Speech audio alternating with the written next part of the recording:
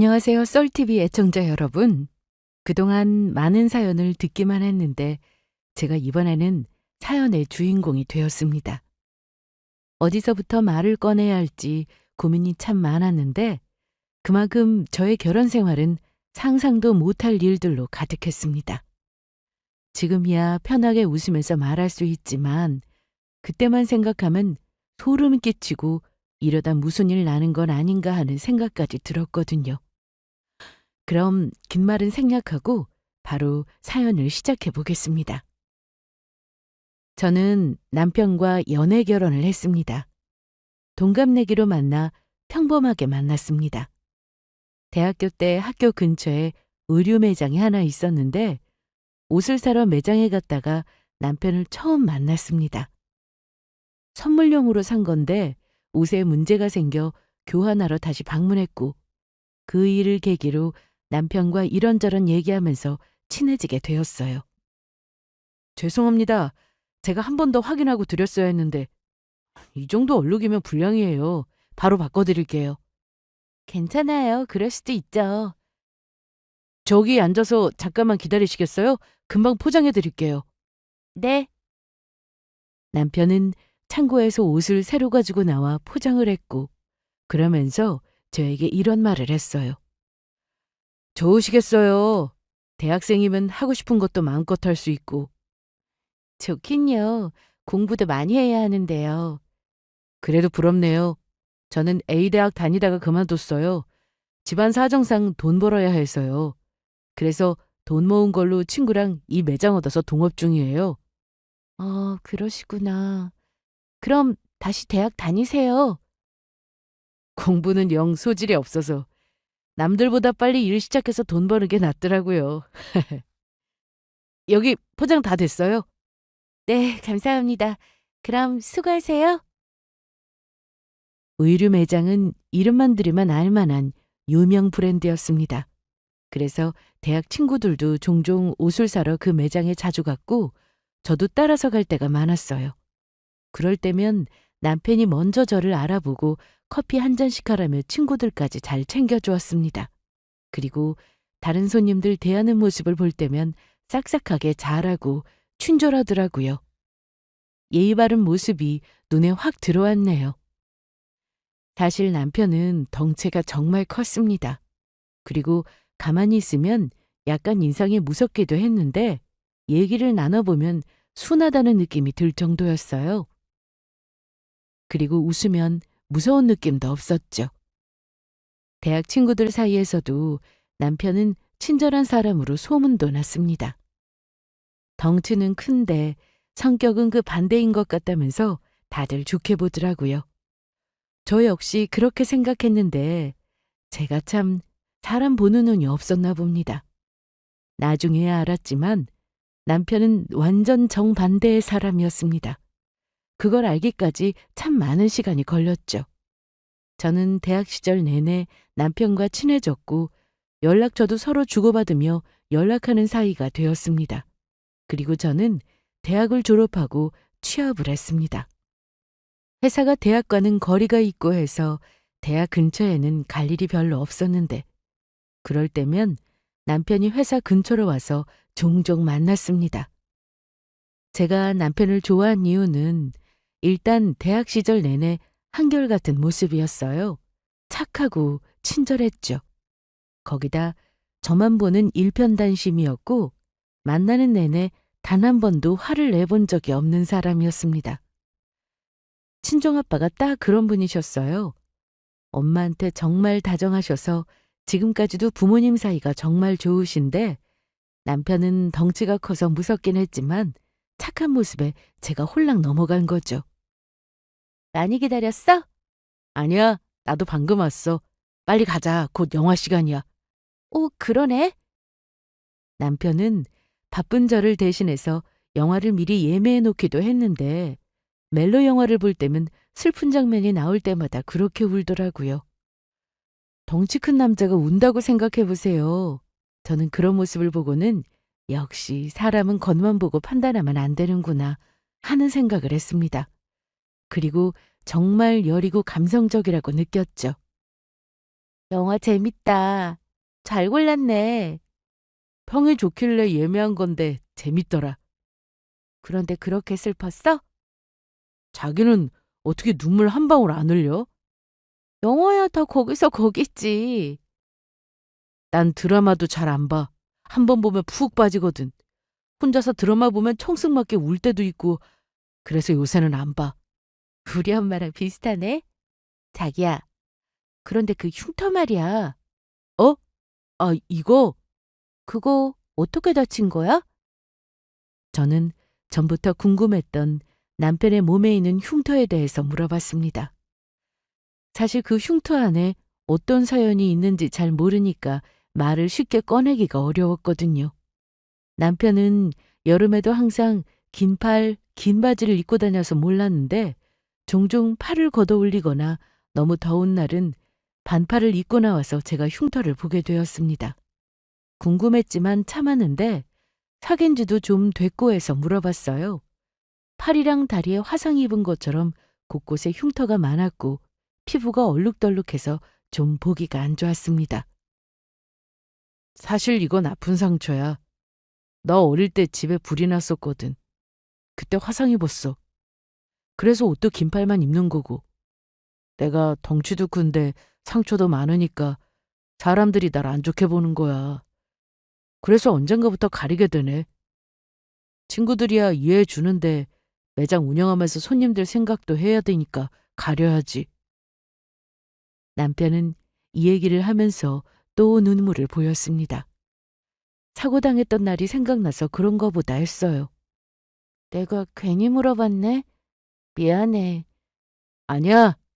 나도 언젠가 말해야지 했는데 잘 물어봤어. 그런데 이 정도 크기면 지금도 아프지 않아? 지금은 괜찮아. 보기만 안 좋을 뿐이지. 저는 남편에게 이런 아픔이 있는 상처라서 더는 물어보지 않았습니다. 그리고 얼마 뒤 제가 회사에 적응도 하고 자리 잡고 나서 남편이 결혼 얘기를 꺼냈습니다. 저도 많이 좋아했으니 거절하지 않고 흔쾌히 그러자고 대답했습니다. 저희는 결혼하고도 여전히 잘 지냈습니다. 남편은 저는 물론이고 저희 부모님께도 참 잘했어요. 기념일이 되면 밖에서 외식하는 건 물론 선물도 잊지 않았고 평소 용돈도 자주 챙겨드리곤 했습니다. 그러니 저도 시댁에 잘했는데 어머니만 혼자 계시니 종종 찾아가서 청소도 하고 음식도 해드리고 그랬어요. 따로 일도 안 하고 계셔서 용돈도 자주 드렸더니 좋아하시더라고요. 어머님은 나이가 좀 많으셨습니다. 남편 위로 누나만 셋이 있었는데 다 결혼해서 따로 살다 보니 어머님 혼자 사셨죠. 그냥 두라니까. 온 김에 하는 건데요, 뭘. 저기만 닦으면 돼요. 내가 쉬엄쉬엄 하면 되는데 더러워서 그래? 아니요.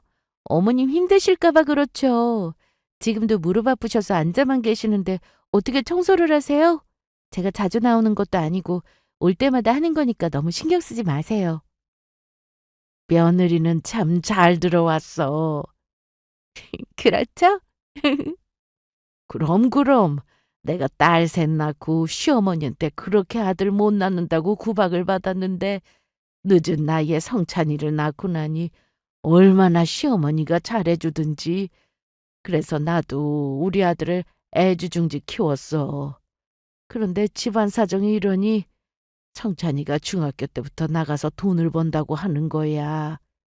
정말요?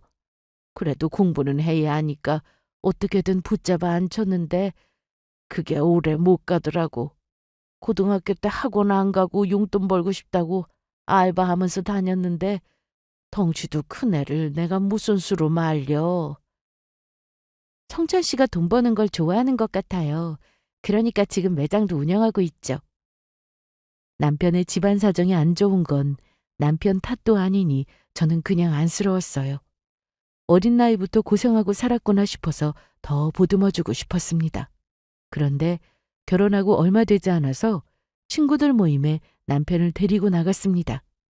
결혼식 때 잠깐 보고 인사도 제대로 하지 않아서 겸사겸사 같이 만났어요. 이날 분위기는 정말 좋았습니다. 남편은 원래 말도 잘했고 친절이 몸에 배어있는 사람이었거든요. 손님을 상대로 일을 오래 해서 그런지 친구들을 재미있게도 해주고 밥도 쏘고 암튼 기분 좋게 식사하고 돌아왔습니다. 집에 와서 씻고 자려고 누웠는데 아까 만났던 친구들 중 한 명한테 문자가 왔습니다. 정연아, 잘 들어갔어? 이제 자려고 누웠어. 나 뭐 좀 물어보려고. 뭔데? 너네 신랑 팔에 있던 흉터 말이야. 혹시 문신한 거야? 그거 그런 사정이 있어. 문신은 아니야. 남편에게는 가슴 아픈 얘기라서 주변에 막 말하기는 싫어 저는 말을 아꼈습니다. 그런데 친구가 갑자기 사진을 보내왔어요. 이거 내 팔 사진인데 너도 알지? 내가 2년 전에 호기심으로 문신했던 거. 그거 후회돼서 지웠는데 이렇게 흉이 졌어. 지금 피부과 다니면서 치료받고 있고. 아우, 아팠겠다. 흉 오래 가겠는데? 그래서 말인데, 아까 너희 남편 팔에 있던 흉터가 딱 나랑 똑같더라고. 정말 문신 아니야? 친구가 자꾸만 문신 같다고 하길래 저는 얘기했습니다. 문신은 아니고 남편이 어릴 때 집에 불이 나는 바람에 몸에 화상을 입었었대. 그래서 팔하고 다리랑 등에도 이런 흉터가 좀 있어. 아, 그렇구나. 난 또 문신인가 싶어서 물어봤지. 그래, 알았다. 피곤할 텐데 얼른 쉬어. 남편이 그 일을 저에게 얘기했을 때 서럽게 울었던 모습이 떠올라 저는 남편에게 문신은 아닌지 다시 물어보기가 좀 그랬습니다. 그리고 그런 의심도 되지 않았죠. 그만큼 남편에 대한 믿음이 있었기 때문입니다. 그런데 저희 부부는 결혼 초와는 조금씩 달라지고 있었어요. 물론 부부라는 게 살면서 이런저런 일로 처음 마음이 쭉 오래가지는 못한다는 건 알고 있었는데 남편이 유독 다른 모습을 보일 때가 많았습니다. 특히 남편은 사업이 잘 안 되는 건지 집에 와서 짜증을 내는 날이 많았어요.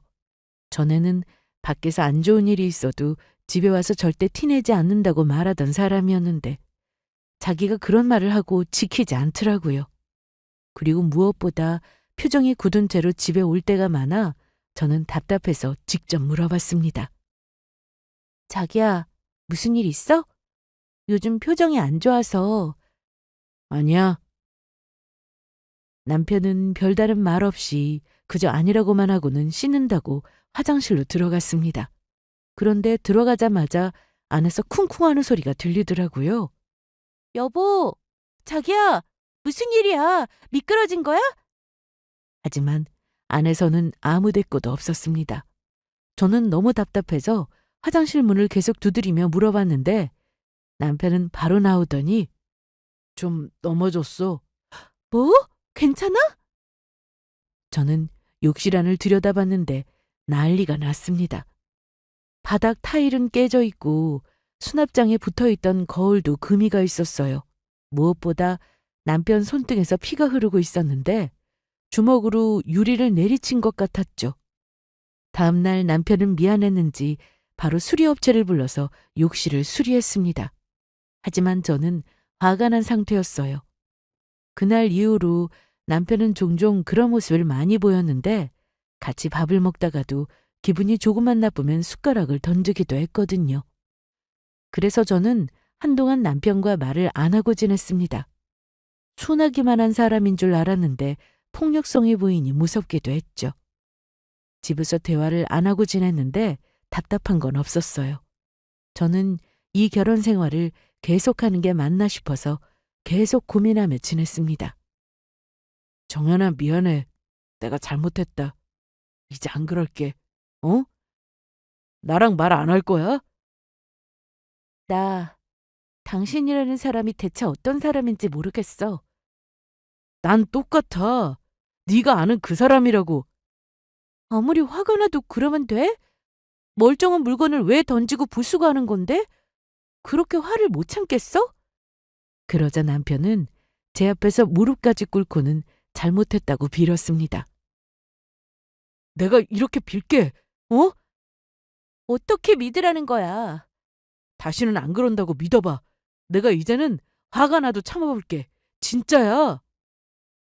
남편은 그날 이후로 저만 보면 무릎을 꿇고 사과했습니다. 그리고 정말 노력하는 모습도 보이더라고요. 하지만 그걸 믿은 제가 바보였습니다. 노력하는 모습은 그리 오래가지 않았으니까요. 제가 회식이 있던 날이었는데 늦을 것 같아 미리 남편에게 전화를 해서 얘기했어요. 그랬더니 남편은 재미있게 놀고 오라고까지 했죠. 그날 저희 부서는 야근을 하느라 늦게 식당을 찾았고 그러다 보니 집에 늦게 왔습니다. 야, 이정현! 너 지금 몇 시냐? 내가 늦을 거라고 했잖아. 오늘 회식한다고. 아무리 그래도 지금 12시가 넘었어. 너 시간 안 봐? 오늘 야근하느라 늦게 밥 먹으러 가서 그랬어. 밥만 먹고 온 게 아닌데 술도 마셨냐? 밥 먹고 나서 그냥 헤어지기 아쉬워서 바로 옆에 있는 맥주집에 간 거야. 내가 이동할 때마다 전화했는데 왜 그래? 그걸 내가 어떻게 믿냐? 뭐라고? 그냥 전화해서 지금 어디 간다 이렇게 말만 하는데 내가 어떻게 믿냐고. 그러더니 남편은 현관 쪽에 서 있던 저를 밀치고 나갔습니다. 저는 힘에 밀려 넘어졌는데 그때 손을 바닥에 잘못 짚으면서 새끼손가락을 다쳤습니다. 남편은 밤새 들어오지 않았고 혼자 잠이 들었는데 자고 일어났더니 다친 손가락에 퉁퉁 부어있고 멍까지 올라와서 출근 전에 병원에 들렀습니다. 그런데 사진을 찍어보니 금이 갔더라고요.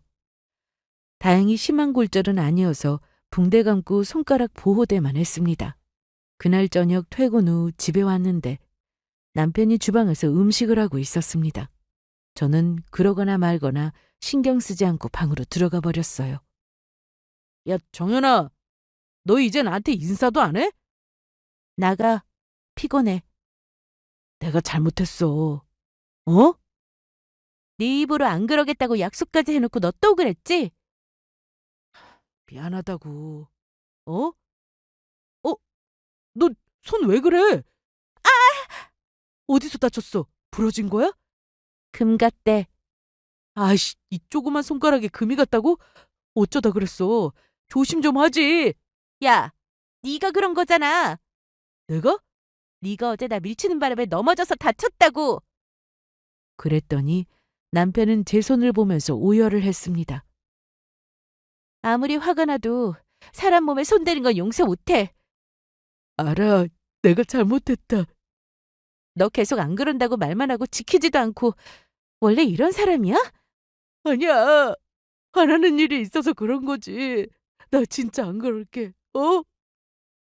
하지만 남편의 이런 모습이 반복되니 저도 더는 믿을 수 없었습니다. 그래서 주말이면 남편과 집에 있기 싫어 나가는 날이 많았고 친정에 가기도 했습니다. 이런 일을 모르시던 부모님은 제가 혼자 친정에 가면 남편을 찾곤 하셨는데요. 종현아, 김서방은 왜 같이 안 와? 아빠, 그 요새 바빠. 그래도 오랜만에 바둑이나 같이 둘까 했는데. 다음에 같이 올게요. 남편은 바둑 하나는 기가 막히게 잘 뒀는데 그래서 아빠가 참 좋아했어요. 거기다 중요한 순간에는 아빠에게 일부러 져드리기도 하니까 아빠가 남편과 바둑 두자는 말을 참 많이 하셨죠. 그런데 너 내일 출근 안 해? 벌써 9시가 넘었는데? 그러네. 가야지. 그냥 오늘 자고 갈까? 너 갈아입을 옷은 있고? 아니, 없지. 민영이 거 입으면 안 되나? 걔가 잘도 입으라고 하겠다. 옷장 열면 난리 나는 거 알면서. 하긴. 그리고 나 민영이랑 옷 사이즈도 안 맞아. 아, 그만 가야겠다. 반찬 좀 쌌어. 가지고 가. 엄마 고마워. 잘 먹을게. 저는 어떻게든 집에 가기 싫어서 최대한 밖에서 시간을 보내고 늦게나 되어서 들어갔는데 이런 생활을 하니 제가 더 피곤하더라고요. 그래서 평소처럼 퇴근하면 집에 들어갔고 대신 남편과는 대화하지 않고 지냈습니다. 남편은 전과 달라진 모습을 보여주고 싶었는지 제가 퇴근해서 집에 오면 요리도 하고 집 청소도 해놓고 있었어요. 하지만 저는 이미 남편에게 크게 실망한 이후라 그런 모습을 보고도 저는 크게 와닿는 것이 없었습니다. 그런데 남편이 언젠가부터 출근을 안 하더라고요. 평소대로면 저와 비슷하게 나가거나 아니면 저보다 일찍 집을 나서서 제가 뒷정리하고 출근할 때가 많았는데 아예 침대에 누워 일어나지도 않았습니다. 처음에는 신경도 안 썼는데 매일 그러니까 답답해서 먼저 물어봤어요. 출근 안 해? 어, 오늘 쉬는 날이야? 그냥 쉴 거야. 그러면서 이불을 뒤집어 쓰고는 말도 안 해서 그냥 나왔습니다. 그런데 이런 날이 하루 이틀이 아니었어요. 오늘도 안 나가? 문 닫았어. 뭐? 왜? 매장에 문제 있어? 좀 쉴 거야. 혹시 사정이 어려운 거야? 그렇게 됐어. 이해는 했습니다. 장사라는 게 항상 잘 되는 건 아니었으니까요. 제가 아무리 남편하고 사이가 안 좋다고 해서 이런 일로 남편을 무시하는 건 아니다 싶어 용돈도 조금 주고 그랬습니다. 집에만 있는 모습이 사실 보기 싫기도 했고요. 식탁에 돈 올려놨어. 집에만 있지 말고 나가서 친구들도 만나고 그래. 어. 저는 답답했지만 다그치고 싶지는 않았습니다. 남편 성격도 잘 알고 있었고 무엇보다 돈 가지고 사람을 몰아세우는 건 정말 하기 싫었으니까요. 그러던 어느 날 남편이 집 근처에서 친구들을 만나는 모습을 봤습니다. 사이도 별로 안 좋은데 가서 반갑게 인사하는 것도 어색하니 그냥 지나가려고 했는데 멀리서 보긴 했지만 그냥 친구처럼 보이진 않았습니다. 검정색 정장을 입고 있었고 덩치도 좀 있었죠. 영화나 드라마에서 보던 조폭의 느낌도 있었어요. 무엇보다 그중 한 사람이 제 남편에게 90도로 인사도 하더군요. 그런데 겉모습만 보고 판단하면 안 되는 거니까 그냥 지인인가 보다 생각하고 넘어갔습니다. 그렇게 먼저 집에 들어와 소파에 앉아 있었는데 뒤에 남편이 들어와서는 대뜸 신경질을 내더라고요. 저한테 그런 건 아니고 혼자 화가 많이 난 상태였습니다. 왜 그래? 무슨 일 있어? 아, 몰라. 넌 좀 조용히 해. 뭐라고? 네가 해결해 줄 거야? 아이씨. 저는 순간 무서웠어요. 또 살림살이 다 때려부술까 봐서요. 그래서 더 이상 아무 말 하지 않고 있었는데 아니라 다를까 남편은 눈에 보이는 물건은 다 집어던졌습니다. 그래도 화가 안 풀렸는지 벽에 주먹을 치기도 했죠. 저는 이대로는 안 되겠다 싶어 남편을 말리려고 했는데 소용없었어요. 덩치도 크고 거짓말 조금 보태서 남편의 주먹이 제 얼굴만 했는데 무서워서 손댈 수도 없었습니다. 한참을 물건을 부수던 남편은 짜증난다면 실컷 욕을 하고는 밖으로 나갔는데 아래층에서 아줌마가 올라왔어요. 남편이 문을 열고 나가서 살짝 열려있는 틈으로 아줌마가 들어왔는데 세대 괜찮아? 네, 괜찮아요. 세상에나 집이 이게 다 뭐야. 놔두세요. 제가 치우면 돼요. 이걸 어느 세월에 다 치워. 이건 좀 위험하다. 유리컵 깨진 것 같은데. 제가 치울게요. 아주머니 그러다 손 다치세요. 아무리 조폭이라도 가족은 건드리면 안 되는 거 아니야? 참, 새댁 남편도 너무하다. 네? 조폭이요? 새댁 남편 조폭 아니야? 아니에요. 덩치도 크고 좀 무섭게 생기긴 했지만 여기 동네 아줌마들 다 그렇게 알고 있는데. 아래층 아줌마의 말을 들어보니 제가 출근하고 나면 낮에 검정 양복을 입은 남자들이 자주 보였다고 했습니다. 그 사이에 제 남편도 있었다면서 말이죠. 아파트 단지 안에서도 보고 도로에서도 봤다는데 영화에서처럼 다들 인사하고 몸에 무서운 문신도 그려져 있어서 당연히 조폭으로 알고 있었다고 하더라고요. 저는 그날 이후 회사에서 일이 손에 잡히지 않았습니다. 회의 시간도 집중을 하지 못해 상사한테 혼나는 날도 많았죠. 요즘 왜 그래? 집에 무슨 일이라도 있어? 아니, 잠 못 잔 거야? 커피 한잔 할래? 그건 됐고, 저기 있잖아. 몸에 문신 많으면 다 조폭인 건가? 글쎄, 요즘은 문신하는 사람들이 워낙 많으니 다 조폭이라고 하기도 좀 그렇지. 나도 여기 복숭아뼈 뒤에 문신 하나 있거든. 그럼 나도 조폭이게? 동료와 얘기를 나눠봐도 속 시원한 답은 들을 수 없었어요. 그리고 종일 동네 아줌마의 말이 생각나 저는 일을 빨리 마치고 제가 다녔던 대학교 근처로 갔습니다. 남편은 분명 매장 문을 닫았다고 했는데 혹시나 싶어 가보니 영업 중이더라고요. 들어가 보니 다른 사람이 카운터에 있었습니다. 혹시나 알바생인가 싶어서 혹시 알바하시는 분이세요? 네, 사장님 찾아오셨어요? 금방 나오실 거예요. 알바생은 저에게 사장님이 곧 올 거라고 했고 남편이 온다는 건가 싶어 기다렸습니다. 그런데 곧 도착한 사장이라는 사람은 남편이 아니었어요. 사장님, 아까부터 손님이 오셔서 역에서 기다리고 계세요. 손님? 누구지? 저 찾아오셨어요? 여기가 원래 김성찬 씨가 운영하는 매장 아니었나요? 김성찬이요? 아, 성찬이. 네, 맞아요. 제 동생하고 같이 운영했었는데 지금은 제가 인수받았어요. 네? 인수요?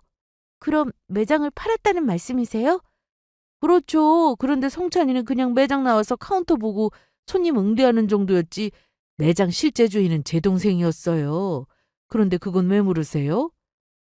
듣기로는 매장 문을 닫았다고 하길래 닫긴요. 계속 영업했는데 제 동생하고 매장 운영 때문에 트러블이 좀 있었는데 지금은 잘 해결됐어요. 무슨 트러블이요? 말도 마세요. 성찬이 걔가 제 동생하고 중학교 동창인가 그런데 질이 좀 안 좋은 녀석이라 제가 계속 어울리지 말라고 했었거든요. 그런데 제 말 안 듣고 동생 놈이 그래도 친구라고 계속 챙겨주고 한 모양인데 지인들한테는 이 매장이 자기 거라고 하고 다닌 모양이더라고요.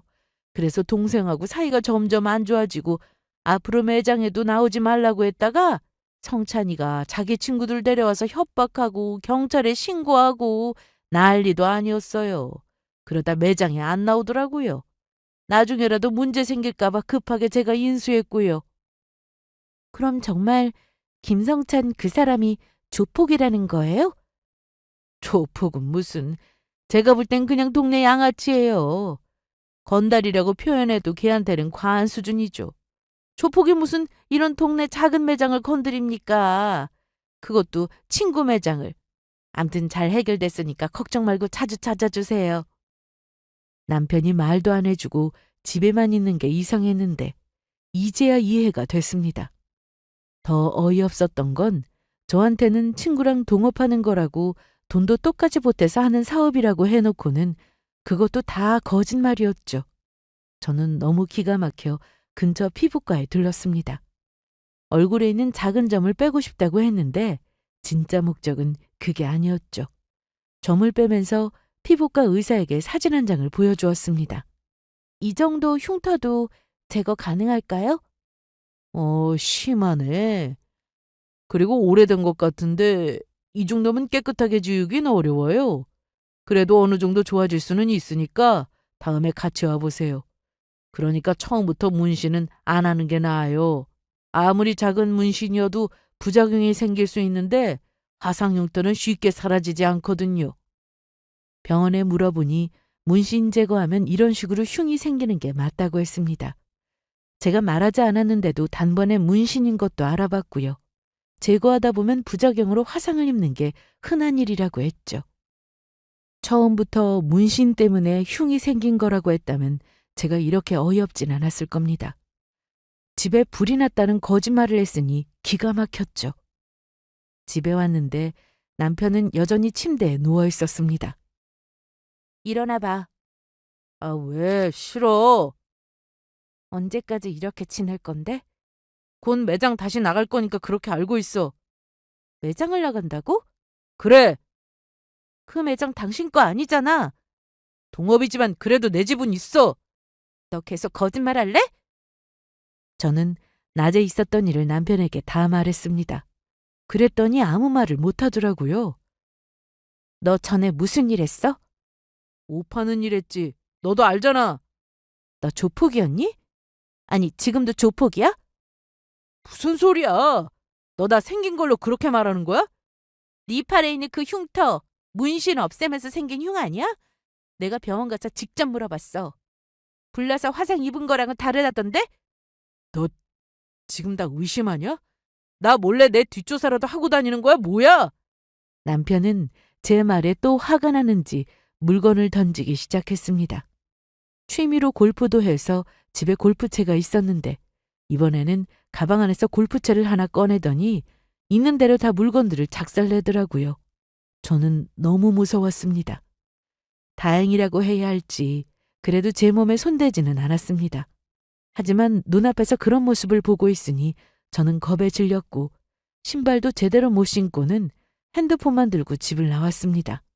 저는 그 길로 택시를 잡아 타고 친정으로 갔어요. 신발 한 짝만 겨우 신고 나왔는데 그 신발도 슬리퍼였습니다. 제 꼴이 너무 우스웠지만 집에 더는 있고 싶지 않았어요. 친정에 도착 후 제 모습을 본 부모님은 걱정부터 하셨습니다. 너 이게 지금 무슨 꼴이야? 신발은 어디다 두고? 엄마, 왜 그래? 어? 저는 물 한 잔 마시고 좀 진정이 되자 부모님께 이 사실을 다 말씀드렸습니다. 처음에는 아빠가 믿지 못하셨어요. 김서방이? 정말? 내가 그동안 혼자 친정 온 것도 성찬 씨가 툭하면 물건 던지고 그래서 그거 보기 싫어서 온 거였어. 혹시 너 맞았어? 아니야. 그래도 난 안 때리더라. 집에 있는 물건이나 던지고 그랬지. 세상에 이게 다 무슨 일이야. 김서방 그렇게 안 봤는데 손버릇이 왜 그래? 엄마, 나 걔랑 더는 못 살아. 일단 여기서 지내. 나도 그런 사위 필요 없다. 저는 고소할까 생각도 했습니다. 그런데 무섭더라고요. 고소했다가 또 무슨 짓을 저지를지 모르니까요. 부모님은 제가 옷 한 벌도 안 가지고 나와서 두 분이 저희 집으로 가서 제 물건을 가져다 주셨어요.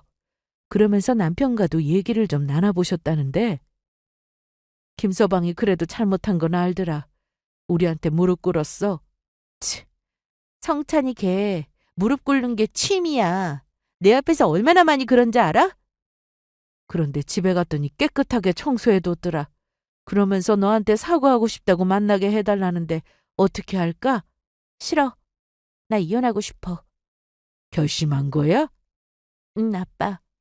나도 정연이 너랑 같은 생각이다. 그런 손버릇은 쉽게 못 고쳐. 그러다 너도 때릴 수 있는 건데. 저는 그날 이후로 계속 친정에서 지내면서 출퇴근을 했습니다. 남편 전화는 일체 안 받았고 만나지도 않았어요. 회사에서도 남편이 근처에서 기다리는 걸 봤지만 뒷문으로 나와 몰래 집에 오곤 했네요. 이혼 서류를 보냈는데도 다 찢어버렸다고 하고 이혼은 절대 못한다고 하니 정말 피말리는 시간이었어요. 결국 저는 이혼 소송을 할 수밖에 없었습니다. 소송이 시작되자 남편은 저희 부모님께 연락해서 죄송하다고 사과하고 용서해달라는 말을 많이 했는데요. 아빠가 남편을 만나 계속 설득하며 그만 이혼하라고 하셨어요. 아빠, 좀 전에 성찬 씨한테 연락 왔어. 내 말대로 이혼하겠다고. 그래, 내 앞에서도 약속했다. 아빠가 뭐라고 했길래? 그런 사람은 세게 나가면 무슨 짓을 할지 몰라. 그래서 좋게 다 일렀어. 나한테 귀한 자식인데 그렇게 하면 되겠냐고. 둘이 같이 산다고 해도 전처럼 행복할 리 없으니 생각을 고쳐보라고 했지. 아빠가 여러 번 남편을 만나 설득하면서 저희는 그렇게 조용히 이혼할 수 있게 되었습니다. 저는 혹시나 하는 마음에 그날 이후로 단 한 번도 남편과 단둘이 만난 적은 없었습니다. 이혼하는 과정에서 남편은 만날 일이 있을 때면 꼭 부모님과 같이 만났네요. 그래도 헤어지는 마당에 좋은 모습을 보여주고 싶었는지 남편은 전처럼 폭력적인 모습은 보여주지 않았어요. 친정에서 지내게 된 저는 앞으로 제 인생에 결혼은 없을 거라 생각하며 지냈습니다. 그러던 어느 날 엄마와 마트에서 장을 보고 집에 오고 있었는데 중학교 친구였던 민수라는 친구를 우연히 만났어요. 경찰복을 입고 있어서 처음에는 몰랐는데 엄마가 먼저 알아보고 이름을 부르시더라고요. 어머, 민수야! 어머님, 안녕하셨어요? 정연아, 오랜만이다. 너 경찰 됐구나. 멋지네. 그래? 그런데 뭘 이렇게 많이 들고 가? 이리 줘. 어머님, 이리 주세요. 제가 들려드릴게요. 됐어. 경찰이 이런 일에 힘쓰면 돼? 그래, 집도 다 왔는데 얼른 일 봐. 네, 그럼 들어가세요. 저는 우연히 동네에서 친구를 만났는데 안민수라고 중학교 때 친구였습니다. 연락 안 하고 지내서 몰랐는데 경찰이 되어 있더라고요. 엄마, 민수 언제 경찰 됐대? 여러 번 떨어진 모양이야. 포기할까 하다가 마지막으로 다시 시험 봤는데 붙었다고 하더라. 그랬구나. 엄마는 동네에서 자주 봤어? 가끔 봐. 그런데 이 동네가 관할 지역인지 종종 보이더라. 근데 전에 민수가 너 좋다고 쫓아다니지 않았어? 그랬나? 기억이 안 나네? 민수 쟤도 이혼했다고 들었어.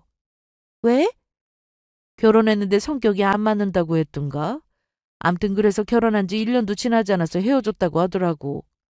그렇구나. 그리고 한동안 바빴는지 친구 녀석은 동네에서 보이지 않았는데 그러다 한 달 만에 다시 우연히 만났습니다. 야, 안민수. 정연아. 이제 퇴근해? 어, 너도? 너 전에 경찰 되고 싶다고 했던 거 기억난다. 꿈을 이뤘네. 그렇지.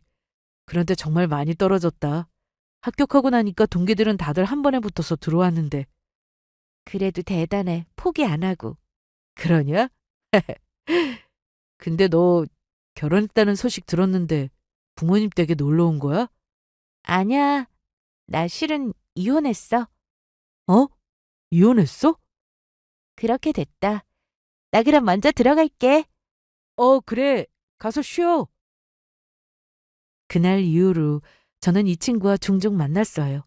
동네 커피숍에서 커피 한잔 할 때도 많았고 개봉하는 영화도 같이 보며 시간을 보냈죠. 어릴 때부터 알던 친구라 그런지 너무 편하고 좋았습니다. 사실 한 번 결혼하고 이혼도 해봐서 다신 결혼 생각 안 들 거라 생각했는데 이 친구가 저한테 하는 행동을 보면 그냥 친구로서 저를 대하는 게 아니라는 생각이 들었어요. 그러다 보니 저도 마음이 갔죠. 집안끼리 서로 다 알고 지내는 사이였고 서로 어떤 집안인지 굳이 설명하지 않아도 되었습니다. 거기다 저나 이 친구나 서로 한번 다녀온 입장이다 보니 더 편하게 만날 수 있었고요. 저희는 그렇게 꼬박 3년이라는 시간 동안 만났습니다. 처음에는 부모님께 말씀드리지 않았지만 동네에서 그렇게 자주 만나는데 모를 리가 없었네요. 3년이라는 시간이 그렇게 긴 시간은 아니었지만 그래도 서로를 알아가는 데는 충분한 시간이라 생각했습니다. 무엇보다 저와 이 친구는 서로 정말 잘 통했습니다. 어서 와. 집에 인사는 잘 드렸고? 네, 어머님. 저희 부모님도 좋아하세요. 정연이가 어릴 때부터 참 예뻤잖아요. 좋게 봐주신다니 다행이다. 그리고 저희가 재혼이다 보니 결혼식은 조촐하게 하고 싶은데. 그럼 그래야지. 안 그래도 정연 아빠가 그렇게 하길 원하고 계셨어. 저희는 양가에 인사도 드렸고 같이 살 집도 함께 마련했습니다. 그리고 소규모 식장을 빌려서 가까운 친인척만 초대해 식을 올리기로 했습니다. 정연아, 아직도 안 자고 뭐해? 내일 화장 잘 먹으려면 일찍 자야지. 잠이 안 오네. 왜? 무슨 걱정 있어? 아니, 그냥 내가 다시 결혼할 일은 없을 줄 알았거든. 그러니까 인생은 알 수 없다고 하잖아. 내일 당장 무슨 일이 일어날지 아무도 모르니까 오늘 열심히 살아야지. 맞아. 그렇게 결혼식 날이 되었고 다시 드레스를 입으려니 뭔가 쑥스러웠습니다. 그리고 이번에는 정말 잘 살고 싶다는 생각도 했습니다. 그런데 식장에 불청객이 찾아왔습니다. 그동안 잊고 지냈던 전 남편이었죠. 부모님과 메이크업을 받고 이제 옷을 갈아입으려고 막 일어났는데 뒤에 전 남편이 서 있었습니다. 자네 여기가 어디라고 왔나? 어? 어떻게 알고 왔어? 너 어떻게 나 몰래 다른 놈이랑 결혼을 하냐? 전 남편은 어떻게 알았는지 제가 결혼하는 식장으로 찾아왔고 딱 봐도 조용히 갈 분위기는 아니었습니다. 저는 그곳에서 혹시나 또 난동을 피울까 걱정되어 전 남편을 잡아 끌며 나오라고 했어요. 힘이 너무 세서 겨우 끌고 나왔는데 야, 너 다른 놈이랑 살면 행복할 것 같냐? 남자 다 똑같아. 저 남자는 나랑 뭐 다를 것 같아? 말 함부로 하지 마. 그리고 여기서 혹시라도 난동 피우면 경찰에 바로 신고할 거야. 해! 그러면 누가 무서워할 줄 알고? 전 남편은 혼자 오지 않았습니다. 덩치 큰 남자들 몇 명하고 같이 왔는데 누가 봐도 조폭으로 보였어요. 조용히 돌아가. 그렇게 못하겠다면 좀 있으면 하객들도 올 텐데 뭐 하자는 거야? 누구 맘대로 재혼을 해? 착각하지 마. 너랑 나랑 이혼하고 이제 남이야. 장인어른이 하도 간곡하게 부탁하셔서 그렇게 한 거야. 내가 원해서 도장 찍은 거 아니라고. 뭐? 네가 정 그렇게 재혼하고 싶다면 방법은 있어. 위자료 내놔. 위자료라니? 내가 너랑 원하지도 않는 이혼하고 얼마나 힘들었는 줄 알아? 마음의 상처가 너무 커서 돈이라도 받아야겠으니까 위자료 3억 내놔. 아니면 네 새 남편한테 달라고 할까? 야, 무슨 돈? 너 제정신으로 하는 말이야? 그런데 그때 저와 재혼할 사람이 옷을 갈아입고 나왔습니다. 뭐야, 자기야? 이 사람들 누구야? 내 전 남편. 미안해. 어떻게 알았는지 찾아왔네. 혹시 나 어디서 보지 않았어요? 낯이 익은데. 뭐라는 거야? 당신이 우리 정연이랑 결혼할 사람이야? 그럼 돈을 내야지. 무슨 돈? 내가 억울하게 이혼당했으니 위자료 3억. 많이 깎아줬다. 그 돈 주면 내가 조용히 나갈게. 저와 결혼할 사람은 계속해서 전 남편을 보고 낯이 익다고 했고 답답했는지 이름을 물어봤습니다. 이름은 왜? 김성찬. 그러자 갑자기 어디론가 전화를 했습니다. 그리고 5분도 되지 않아서 다시 돌아오더니 동료들을 향해 손짓을 하며 이렇게 말했죠. 여기 애들 좀 치워. 뭐? 치워? 내가 쓰레기야? 네가 뭔데? 내가 누구냐고? 명함 줄까? 그러면서 명함을 꺼내 보였고 주머니에서 경찰증도 꺼냈습니다.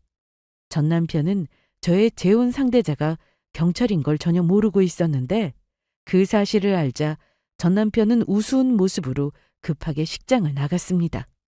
하지만 식장 로비는 이미 전 남편과 같이 온 사람들이 깽판을 쳐놔서 곳곳이 부서지고 바닥이 엉망이었어요. 직원들 도움으로 급하게 치워서 결혼식을 올리긴 했는데 마음은 좋지 않았습니다. 그래도 남편은 저에게 괜찮다고 하면서 오히려 저를 안심시키더라고요. 저희는 신혼여행은 미뤘습니다. 일단 남편이 바빴고 나중에 좀 길게 휴가를 내서 여행을 갈 계획이었습니다. 그리고 결혼식을 올리고 다음 날 남편은 소송을 걸었습니다. 소송? 예식장을 그렇게 만들었으니 소송해야지. 기물파손은 물론 그날 나한테 멱살 잡고 때리려고까지 했으니 민사소송도 걸었어. 잘했다. 그런데 혹시 나 또 찾아오거나 하진 않겠지? 내가 결혼하는 것도 어떻게 알아와서는 그 난리를 피웠는데. 내가 경찰인데 오긴 어딜 와. 오더라도 내가 옆에 있으니까 걱정 마. 그런데 제 예상대로 전 남편은 조사를 받은 뒤 저를 찾아왔습니다. 일이 끝나고 회사를 나오면서 남편에게 전화를 걸던 참이었는데 전 남편이 회사 입구에 떡하니 서 있더라고요. 저는 모른 척하고 그냥 지나가려 했는데 전 남편은 계속해서 저를 쫓아왔습니다. 혹시나 무슨 일이 날까 싶어 일부러 회사 근처를 벗어나지 않았어요. 사람들이 많은 곳에 있는 게 나았으니까요. 왜 왔어? 저기 정연아, 네 남편이 경찰이니까 네가 말 좀 잘해서 이번 소송 좀 그냥 넘어가게 해줄 수 없을까? 그거 부탁하러 온 거야? 부탁 좀 하자. 어? 못하겠다면? 예정을 생각해서라도 예정 같은 소리 하네. 전 남편은 계속해서 부탁하며 제가 다른 곳으로 가지 못하게 막아섰습니다. 야, 좀 부탁 좀 할게. 네 전남편 전과자 만들어야 속 시원하겠어? 그러게. 평소에 좀 잘하고 살지 왜 그러고 사니? 남들한테 피해주면서. 야, 뭐라고 했냐? 내가 어떻게 살았는데. 맘 잡고 잘 살아보려고 했는데 세상이 안 도와준 걸 나더러 어쩌라고.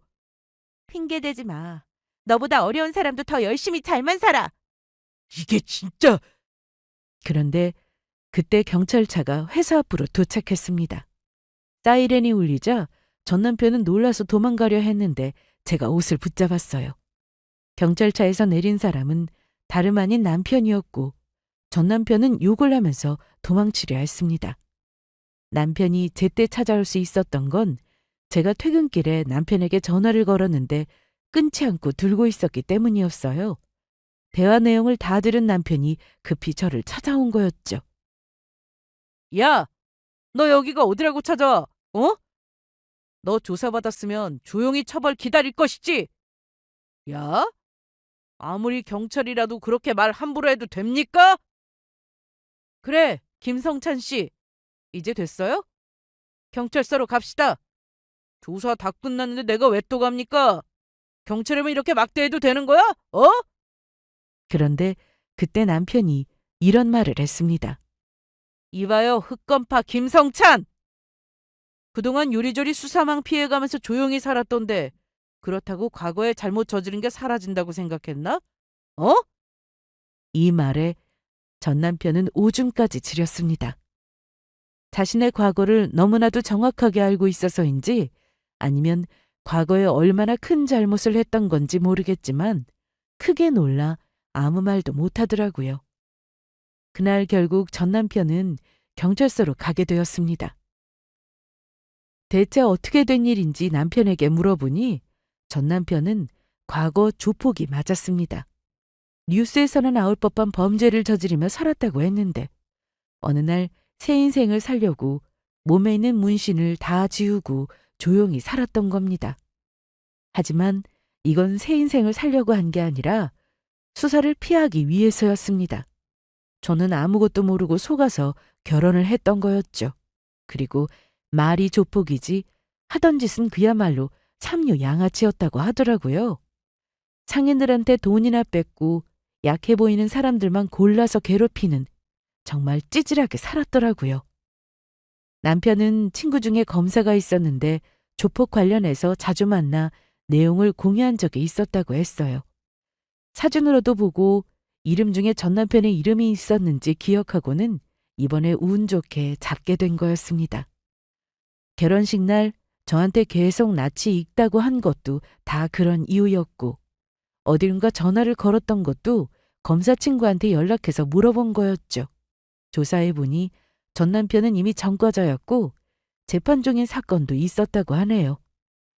그동안 힘쓰면 다 해결되는 줄 알고 살았으니 그게 아직도 통할 거라 생각한 모양이었습니다.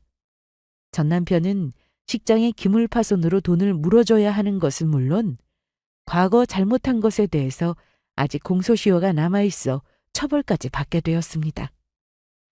이건 아무한테도 말하지 않았지만 전 남편과 이혼할 당시 시어머님과 통화하며 이혼 얘기를 말씀드렸는데 그동안 전 남편이 사고치고 다니면서 시어머님은 물론 누나들이 가진 돈 다 털어서 합의금으로 주고 집까지 날렸다고 하더라고요. 그래서 지금 형편이 안 좋아진 거고요. 전 남편이 구속되면서 현재 저는 아주 평온하게 잘 지내고 있습니다. 그리고 제 남편이 경찰이니 앞으로도 전 남편이 찾아올 일은 없을 거라 생각합니다.